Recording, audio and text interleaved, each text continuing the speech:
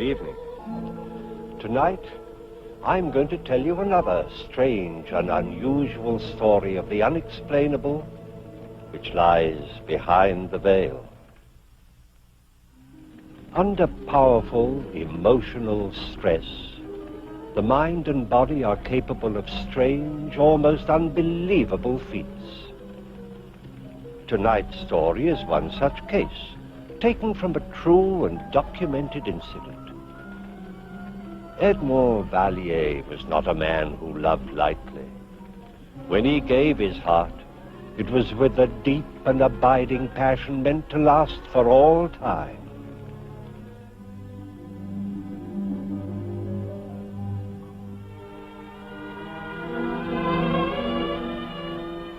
Marie, what would I do without you? Edmond, dear, I'm very much afraid you'll have to learn to do just that. Never. You see, I'm going to be married. You're joking. Oh, you ought to know me better than that by now. I have no sense of humor when it comes to love or money. But I thought you loved me. Well, of course I did. But what has that to do with it? I don't understand. Edmond, you are sweet, and I'm still very fond of you. But you've become a luxury I simply can't afford. Who are you going to marry? Darling, you'll never guess. Not in a million years. I shall soon be the wife of your publisher and employer, Charles Moncourt. Moncourt, mais pourquoi? Oh, darling, you know why. He is rich. He can afford to give me all the things I want. No. No, that I will not allow.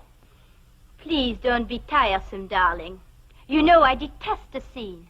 Besides, I see no reasons why we can't go on being friends. Friends? Well, of course.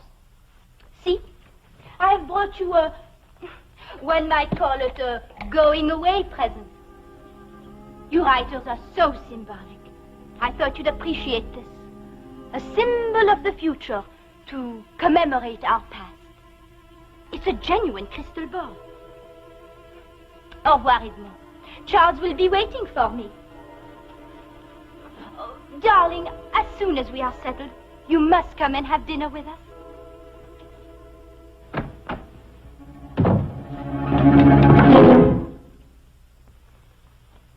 One should not destroy a thing of beauty because one despises the giver. No, my friend, we shall find a place for you.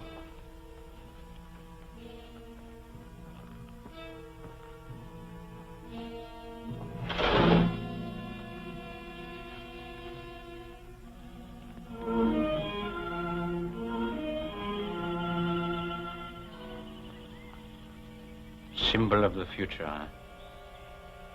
Perhaps she's right. Perhaps in the future I will learn to love, not as well, but much more wisely.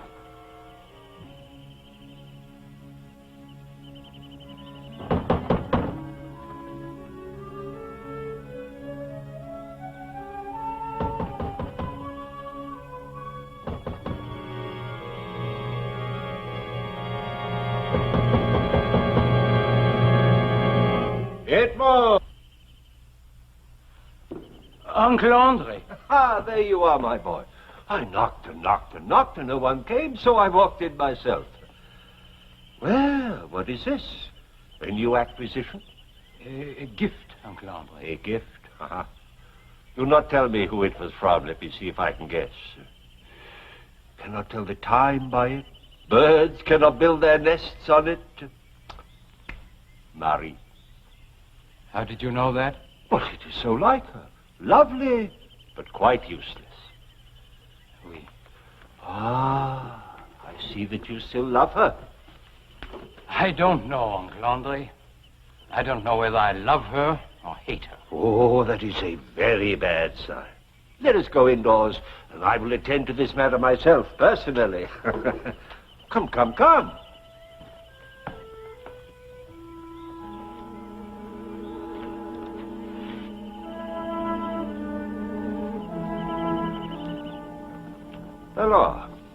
Let me have Marie's letters.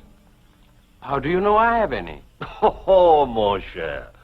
As a valet and my nephew, you could not possibly fall in love with a woman who did not write long, passionate love letters. And as a writer of sentimental nonsense, undoubtedly you kept them. Now let me have them.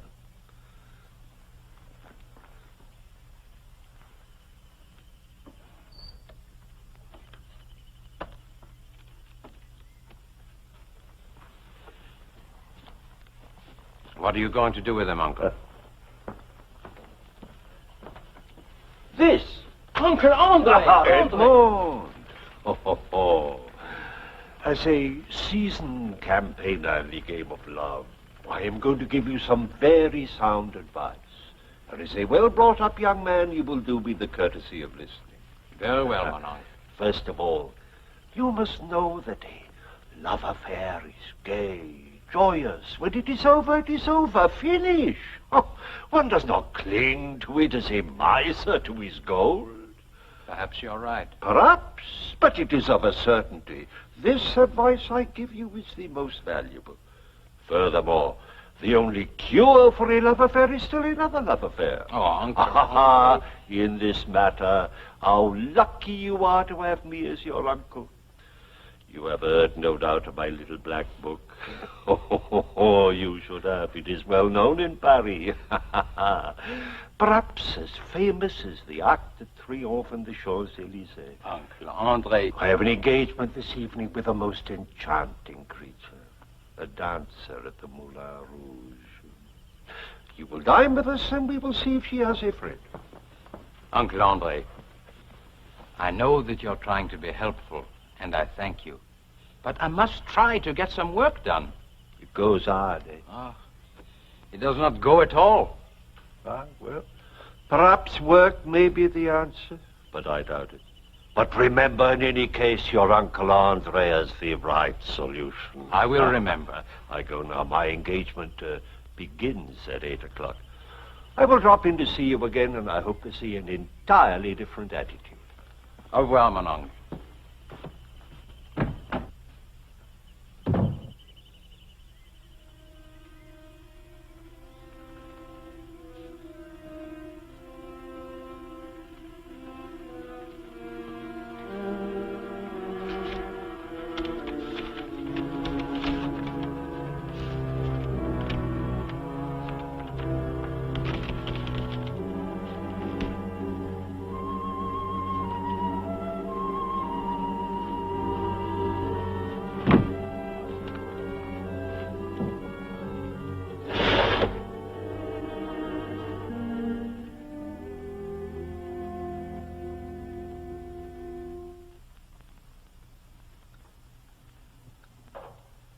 My dear Edmond, my presses cannot remain idle while I wait for my writers to write, you know.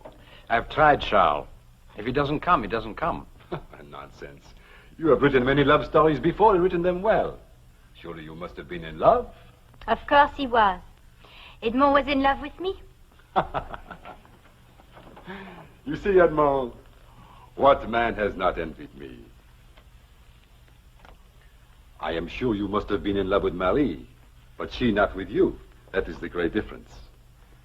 Every man would like to believe that he has won for himself the one woman that every other man would be proud to call his wife. See, there is a subject for another great love story.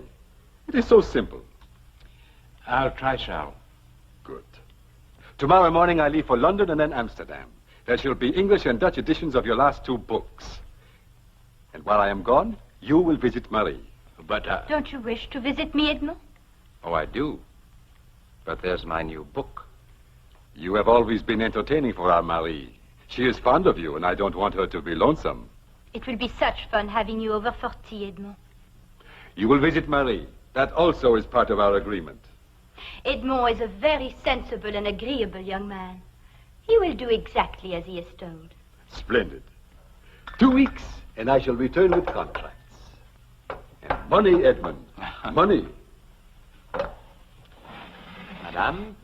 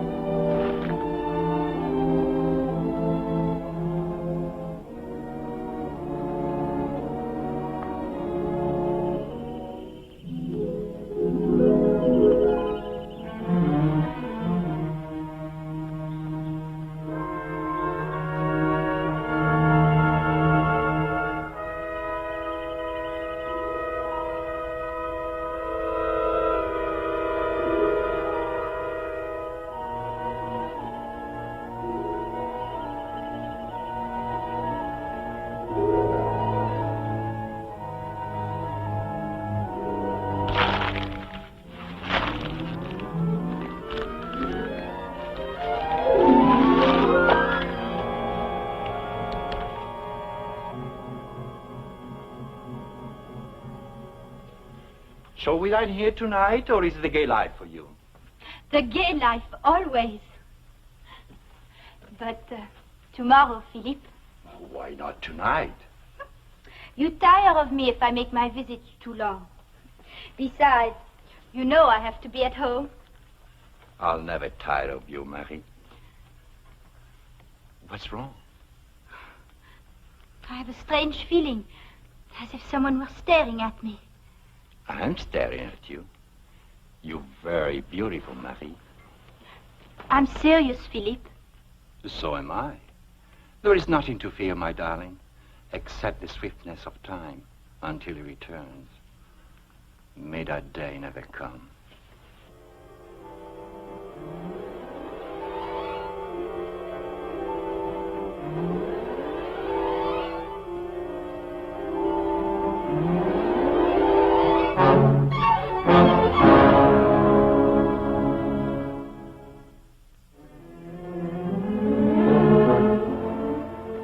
Edmund, my boy, but you look terrible. I presume this means you have been working. I've been trying to work, if that means anything. And what have you accomplished? Frankly, very little. Ah, I see you have not forgotten her. I think about her, Uncle. In fact, I've been ordered to think about her. Moncourt's gone out of town on business. He asks me, mind you, if I wouldn't mind dropping in on her occasionally so she would not be lonesome. That fool! He knows I was once in love with Marie. Ah, then he is not a fool. On the contrary, he is very intelligent. Well, if I can find the time, I'll drop by. I disapprove. But I'm afraid you will find the time. Edmund, my boy, you must forget this woman. Let me get rid of this silly thing. No! I'm sorry, Uncle Andre. I didn't mean to shout at you. It is nothing, my boy. Here. Sit down. Edmund, this is not good. Never have I seen you in such a state. Oh, overwork, unrequited love. These reasons are not good enough to explain it. Now, what is the real reason? I cannot tell you. Oh, cannot tell me. Since when have there been things we cannot tell each other? You and I. Out with it, boy. Uncle Andre. Uncle Andre, I fear I'm going out of my mind. Oh, Evalier may gamble too much, drink too much, chase too many women, if that is possible. But to go insane? Ha, never. Uncle Andre, listen to me. I see things. What sort of things? Where? In that crystal ball. I can see Marie, wherever she is. You really think you are going out of your mind? It's so clear. I can see wherever she goes. I can even see whom she is with. Whom she is with? Not her husband? No, he's not back yet. Oh, Edmund, I am disappointed. You are jealous. You sit here, clutching the ashes of a burned-out love, tormenting yourself with this jealousy. Uncle Andre, it's nothing like that at all. Then I say to you, the rest of it is nonsense. Oh, Edmund, I have the solution. Come with me tonight. Let the perfume of Paris sweep away these cobwebs from your brain. I thank you, Uncle Andre, but I cannot. Ah! Now I lose my patience. And why is it you cannot? There are so many things to do. Then do one thing for me, I ask you. You say you know where Marie is. Then go there and see if she is there, or go to her house and see if she is not there. If If you are going out of your mind, at least let us find out in time to do something about it.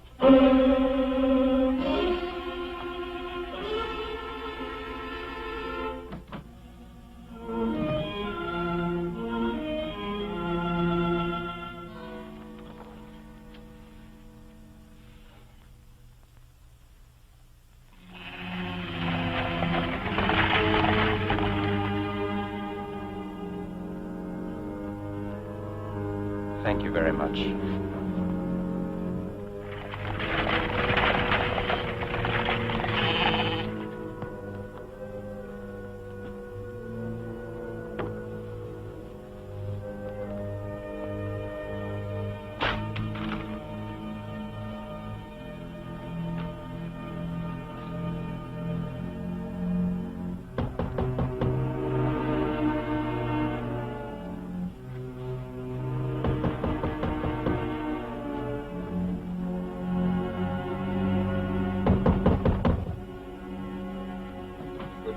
Good morning. Charles! Edmund.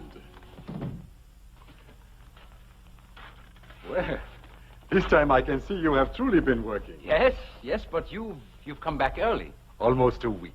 And with wonderful news, Edmund. Contracts in London and Amsterdam were signed. And I have promised them at least 2 more new books by you. Thank you, Charles. You don't sound very enthusiastic. Oh, I'm very grateful. But I stopped here to tell you the good news even before I went home. I've been working very hard. No time for frivolity, huh? No.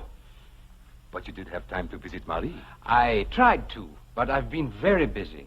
Busy? But too busy for a friend? You can see for yourself, Charles. I've hardly had time to leave this study. Oh, but I asked you to.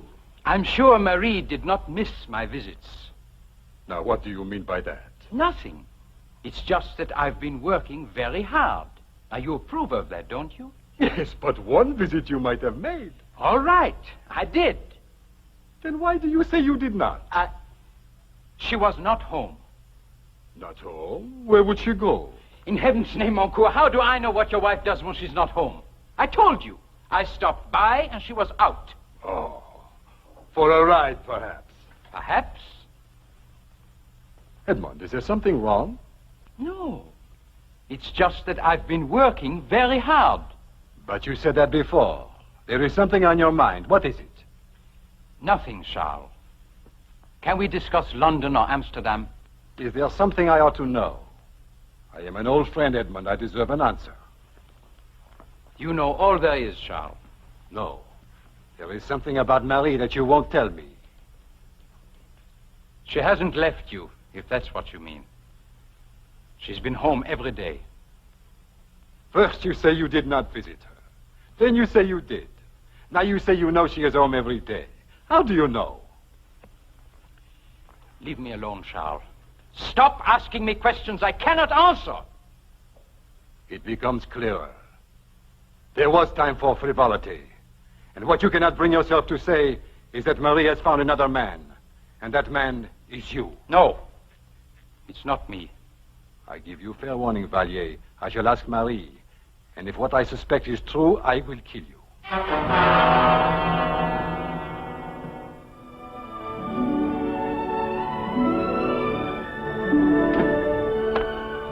Good morning, my love.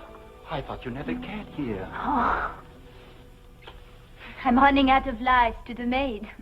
Surely no one suspects. And that feeling of yours, does it still haunt you? Philippe, I don't know. I just don't know. After today, I don't think I should see you again. But, darling, we have an entire week. Even this morning, on my way from the station, as if eyes were following me. Yes, of course. You are very beautiful, Marie. Why should not all the eyes of Paris be staring at you? Darling.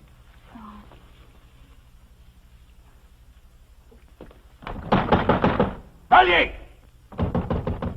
Vallier! Vallier! Where is she? I warned you, Vallier. Where is she? Charles, she's not here. You lie. First you besmirch my name, then you make a fool out of me. Where is she?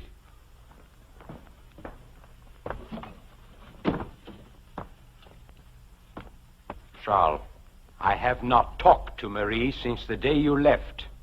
You and I were friends, long before either of us ever met Marie.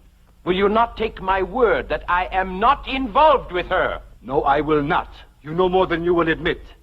If you were my friend, you would tell me what you know. Where does she go? Very well, Charles. I would spare you if I could, but every day, Marie goes to Paris and meets a man. Who is this man? I do not know his name. I know where he lives. He's an artist, a painter of beautiful women. How do you know all this? I have watched them every day since you left. You are a vicious liar. I was a fool to think that I could trust you. I met your Uncle Andre in Paris, and he told me that you have not left this house in days. That is true. Nevertheless, I have seen them. You are not even a good liar, Valier. Do you think I would believe anything you say? This has gone far enough. Charles, you want proof? Yes. Very well. I'll give you proof. There. There what? Your proof. What am I supposed to see? Marie and that painter. Are you blind? She has on a gray dress with the lace at her throat and on the cuffs. Don't you see her? Edmund, there is nothing but a crystal ball. What is this, another one of your tricks? Charles, what's happening to me? I don't know. Either you are a very good actor or... I don't know. Very well. We'll find out which. Where are you going? To Paris. Either Marie is with this man right now, or you'd better have me committed to an asylum. Oh, forgive us, mademoiselle. We've come to the wrong place. Edmond, let me take you home. You are not well. I should have realized. They're here. I know they're here.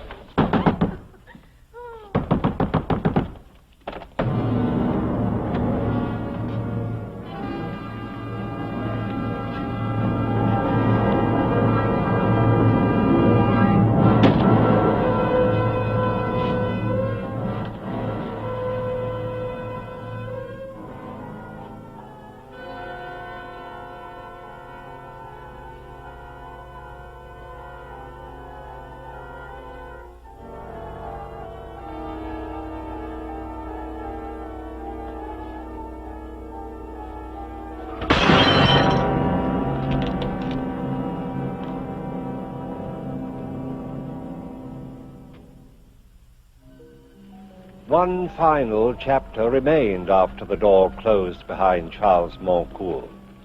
Based on Edmond Vallier's testimony of what he had seen in the crystal ball, Moncourt was granted a divorce, the only time that evidence of this kind has ever been accepted in a court of law.